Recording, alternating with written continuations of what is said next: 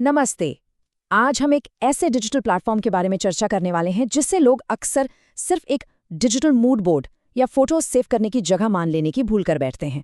पर सच कहूं, ये एक छुपा हुआ डिजिटल रिटेल टाइटन है जो डिजिटल डिस्कवरी को बिल्कुल नए तरीके से डिफाइन कर रहा है। तो चलिए सीधे इस विश्लेषण में चलते हैं और देखते हैं कि आखिर ये प्लेटफॉर्म इतना पावरफुल क्यों है। 600 मिलियन यानी 60 करोड़ Q3 2025 तक इस प्लेटफॉर्म के पूरी दुनिया में 60 करोड़ से ज्यादा मंथली एक्टिव यूजर्स हैं। ये विशाल आंकड़ा उन सभी पुरानी धारणाओं को पूरी तरह से तोड़ देता है जो मानती थी कि ये प्लेटफॉर्म अब अपने स्केल पर आकर रुक चुका है। ये बिल्कुल जिंदा है और सच पूछिए तो बेहद तेजी से आगे बढ़ रहा है। आज के इस विश्लेषण का आउटलाइन बिल्कुल साफ है। पहले विजुअल सर्च जॉइंट, दूसरा कैटलॉग से फिनोमिनन तक का सफर, तीसरा ये आखिर काम कैसे करता है, चौथा इसके एल्गोरिदम का राज, पांचवां इंस्टाग्राम और पिंटरेस्ट की तुलना, और आखिर में मार्केटर्स का सीक्रेट वेपन। पहला हिस्सा, the visual search giant shattering the stereotypes. अगर ग्लोबल यूजर्स पर नजर डालें तो दुनिया भर में लगभग 70% यूजर्स महिलाएं हैं। लेकिन यहाँ एक बहुत ही इंटरेस्टिंग ट्विस्ट है। इस प्लेटफॉर्म की जो सबसे तेजी से बढ़ने वाली डेमोग्राफी है ना, वो असल में जेन जी है, जो अब टोटल यूजर बेस का एक विशाल 42% हिस्सा बन चुकी है। यानी ये सिर्फ पुरानी जनरेशन का टूल नहीं बचा है, आज की नई जनरेशन इसे बिल्कुल नए तरीकों से यूज कर रही है अपने फ्यूचर को प्लान करने के लिए। दूसरा हिस्सा, from catalogue to phenomenon, the origin story. ये है वो 3 co-founders Paul Sciarra, Ben Silbermann और एवन शार्प जिन्होंने 2010 में इसकी नींव रखी थी।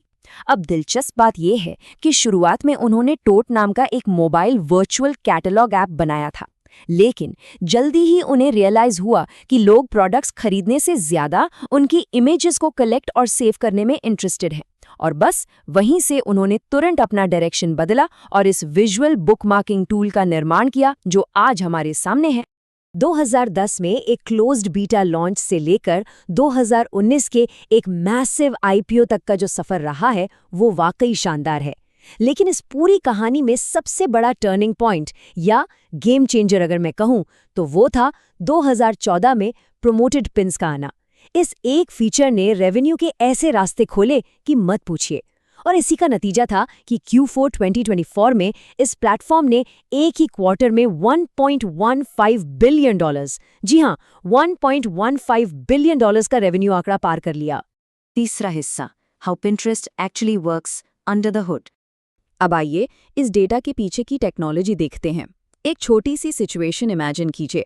कोई यूजर अपने फोन पर एक ब्यूटीफुल लिविंग रूम की इमेज देख रहा है और उसे वहां रखा एक लैंप पसंद आ जाता है। वो बस उस लैंप पर जूम इन करता है और बूम, तुरंत उसको वैसे ही ढेरों लैंप्स खरीदने के लिए स्क्रीन पर दिख जाते हैं। लेकिन ये मैजिक होता कैसे है?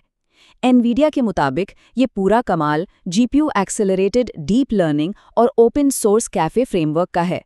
ये एआई को इतना स्मार्ट बनाता है कि वो इमेज के हर एक पिक्सल, रंग और पैटर्न को समझकर इंस्टेंटली विजुअल मैचेस ढूंढ निकलता है ना कमाल की बात? चौथा हिस्सा, cracking the algorithm, the 4 ranking signals. तो सबसे जरूरी पॉइंट यहाँ ये है कि ये एआई मुख्यतः 4 रैंकिंग सिग्नल्स पर काम करता है। स्टेप 1 है पिन क्वालिटी, यानी विजुअल कितना क्लियर है और लोग उस पर कितना रिएक्ट कर रहे हैं, जैसे सेव करना या क्लिक करना। स्टेप 2, पिनर क्वालिटी, जो क्रिएटर की अथॉरिटी और उनके ट्रैक रिकॉर्ड को देखती है। स्टेप 3, और ये सबसे क्रूशियल है, रेलेवेंस, क्या कंटेंट उन कीवर्ड्स और इंटेंट से एक्चुअली मैच करता है जो सर्च किए जा रहे हैं। और आखिर में स्टेप 4, फ्रेशनेस, यानी नया और बिल्कुल ओरिजिनल कंटेंट। सीधे शब्दों में समझें तो ये एल्गोरिदम उन क्रिएटर्स को सबसे ज्यादा प्रमोट करता है जो लगातार हाई क्वालिटी कंटेंट बनाते हैं और जो सच में लोगों की सर्च इंटेंट को पूरा करते हैं। पांचवा हिस्सा, Instagram versus Pinterest, the social versus search paradigm. अब आती है सबसे दिलचस्प तुलना, इंस्टाग्राम और इस प्लेटफॉर्म के बीच का अंतर। देखिए, इंस्टाग्राम ना एक फास्ट पेस्ड पार्टी की तरह है। वहाँ पूरा फोकस सोशल इंटरैक्शन पर होता है, जहाँ कंटेंट की उम्र बस कुछ घंटे या बहुत हुआ तो एक दिन की होती है।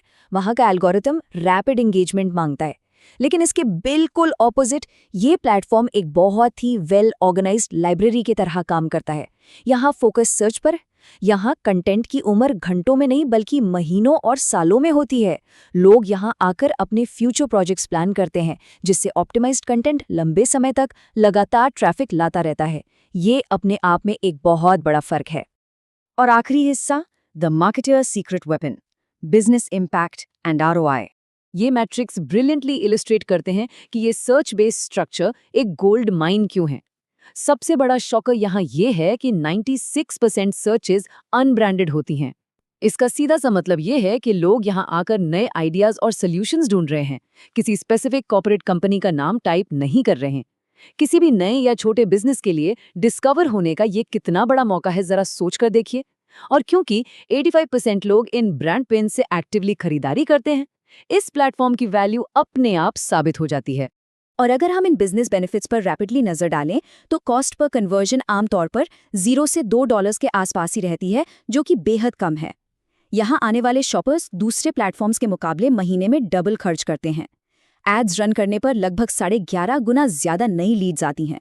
और ऑडियंस क्वालिटी देखिए, ये प्लेटफॉर्म अमेरिका के 40% उन परिवारों तक पहुंचता है जिनकी आमदनी $1,50,000 से ज्यादा है। ये लिटरली एक highly lucrative, high purchase intent वाला और एक बेहद पॉजिटिव डिजिटल एनवायरनमेंट है।